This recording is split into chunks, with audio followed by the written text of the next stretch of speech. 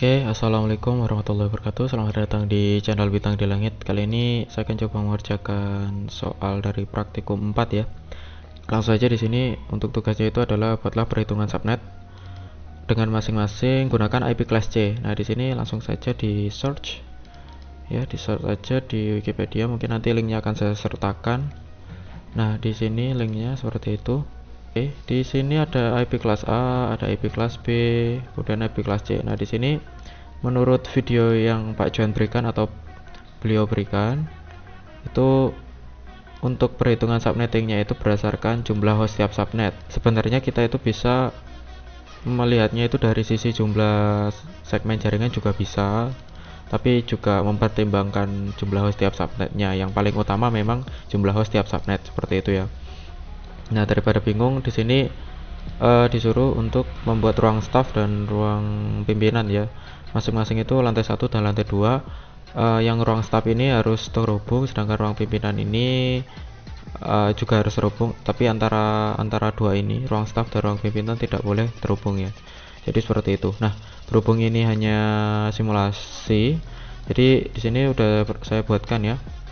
Sudah saya buatkan di sini. Untuk name-nya bisa sesuai name teman-teman. Oke, di sini IP address-nya 192.168.2 terus xxx kayak gitu ya. Langsung saja di paket tracer aja. Di sini NIM saya adalah 196.000.093 ya. Nah, jadi ada A, B, C seperti itu. Untuk A ini akan saya kasih penjelasan dulu ya. Stop. Kalau sudah, tinggal kita proses subnetting. Kita lihat dulu di webnya. Untuk PC yang maksimalnya itu 10. Jadi yang dimaksud Pak Johan itu host pimpinan itu ada 10 ya untuk milik saya. Jadi yang paling banyak 10. Nah, kita langsung cari di CIDR-nya. Nah, di sini ada tabelnya. Di sini host yang sekiranya bisa menampung 10 host itu mana? Yaitu ini ya, CIDR 28, yaitu dia bisa menampung 14 host. Nah, kalau teman-teman berdasarkan jaringan itu ini kan berarti ada dua jaringan, ada staff dan juga ada pimpinan, berarti ada dua jaringan. Teman-teman juga bisa pakai yang ini, jumlah subnet atau segmen jaringan. Ini bisa menampung 126 host kayak gitu ya. Nah, berhubung instruksi dari beliau adalah menggunakan jumlah host tiap subnet berdasarkan ini, maka kita langsung menggunakan jumlah host tiap subnet aja ya. Oke, langsung saja di sini. Tadi kan subnet maksnya 28 ya. Ya, seperti itu 28 sama dengan 240. Gitu. 240 itu dari mana? Dari sini ya. 255, 255, 255, yang belakangnya 240, yang kita ambil yang ini, yaitu.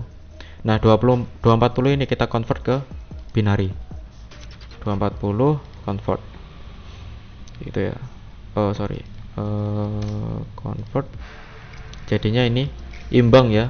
Satunya ada 4, nolnya juga ada 4 itu. Ini 240 ada berapa?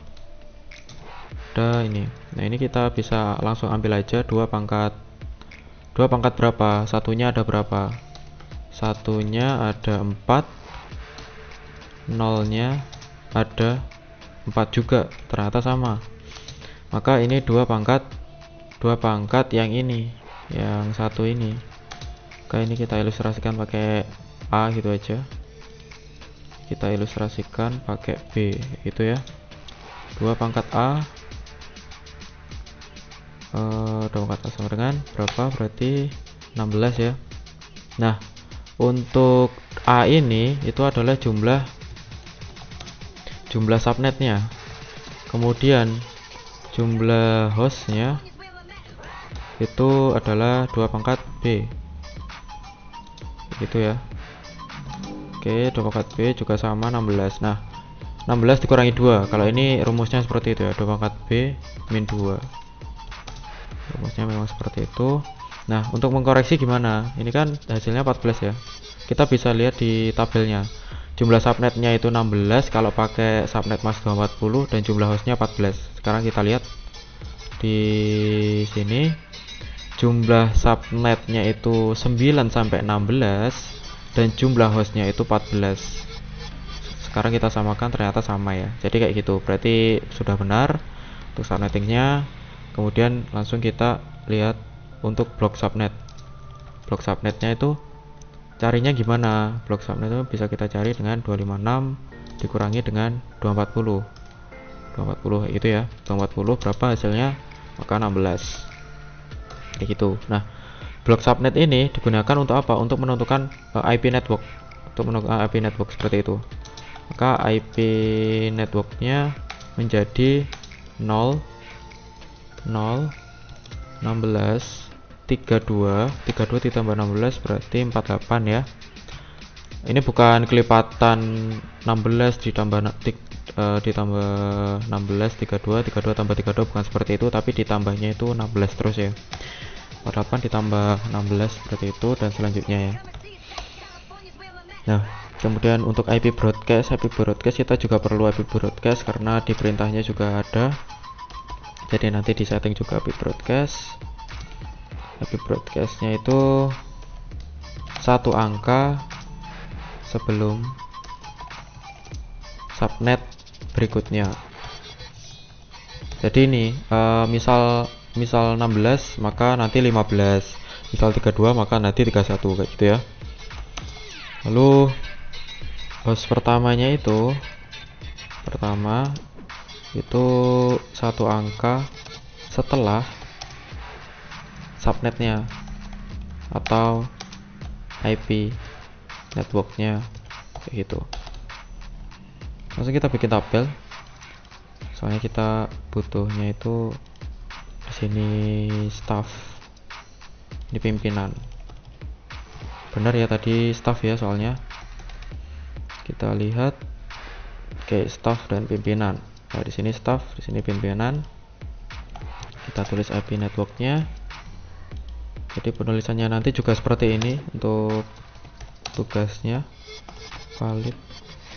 Sini kita perbesar aja IP host valid. Di sini IP broadcast kayak gitu. Untuk ininya 192.168.1.0. Nah, ini sesuaikan ya, sesuaikan dengan NIM kalian, NIM teman-teman. Kayak gitu. Di sini untuk 0 setelah 0 maka 16 kayak gitu. Maka di sini kita tulis 1 sampai dengan berapa berarti? Sampai dengan 14 ya. Nah, di sini untuk broadcastnya itu kita kasih 15 kayak gitu ya, sesuai dengan ini ya, IP broadcast. Di sini juga sama, kalau ini 16 maka ini ditambah 1 jadinya 17 sampai dengan sampai ini berarti berapa? 32 dikurangi 2 maka 30 hasilnya. Dan di sini 31 kayak gitu, 31. Nah, ini untuk IP broadcast, IP broadcastnya seperti itu, dan ini untuk konfigurasi subnet max. Langsung saja ke codingannya. Ini kita ingat-ingat aja ya. Untuk staff itu 1 sampai 14, untuk pimpinan 17 sampai 30 gitu aja. Jangan lupa ini class C ya, bukan class yang lain. Untuk subnet maxnya. Nah, di sini mungkin konfigurasinya seperti itu. Ini bebas ya, jadi pokoknya bisa nyambung seperti itu aja. Kalau di sini saya menggunakan 5 switch karena di sini untuk menghubungkan lokal PC yang di sini, yang di staff lantai 1, kemudian di sini staff lantai 2, di sini pimpinan lantai 2, di sini pimpinan lantai 1 kayak gitu ya. Nah, terus penghubungnya itu saya juga pakai switch, jadi di tengah-tengahnya. Meskipun nanti dihubungkan langsung itu juga bisa, tetapi mungkin kalau diterapkan di kenyataan itu agak ribet ya nantinya kayak gitu. Jadi saya akan bikin konsentrator satu lagi kayak gitu, biar lebih memudahkan. Oke, langsung saja kita konfigurasi di mulai staff dulu ya. Staff tadi rentangnya adalah 1 dan berapa? 192.168 ya. 168.1 ini berapa? 1 ya. Soalnya tadi kita tambahkan untuk ini kita tambahkan untuk 0 itu networknya ya. Gitu. Nah, ini 255 nya ini diganti 240. Bener ya tadi 240 ya. Kita cek lagi aja, ternyata oke 240. CIDR 28. Oke, kemudian default gateway-nya kita setting ke berapa? Defaultnya 15 ya. 15 DNS servernya belakangan. Kita copy aja. Ini kita kasih 2.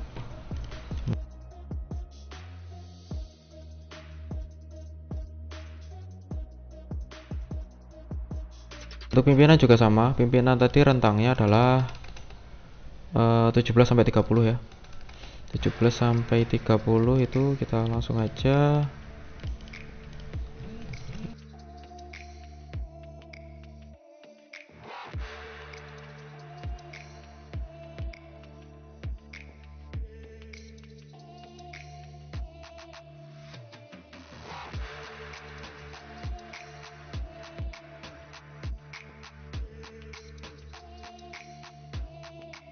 maaf teman-teman, ada sedikit kesalahan.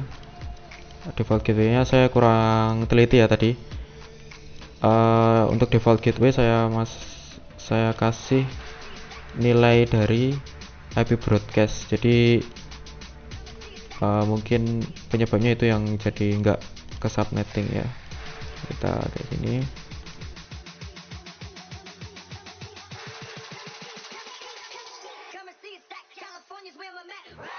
Kayak gini ya, kita cek dulu nggak bisa.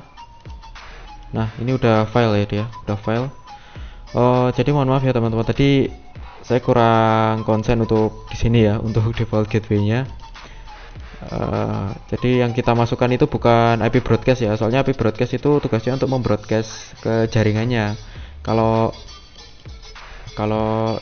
dipasang di default gateway itu ya sama aja bohong kayak gitu ya.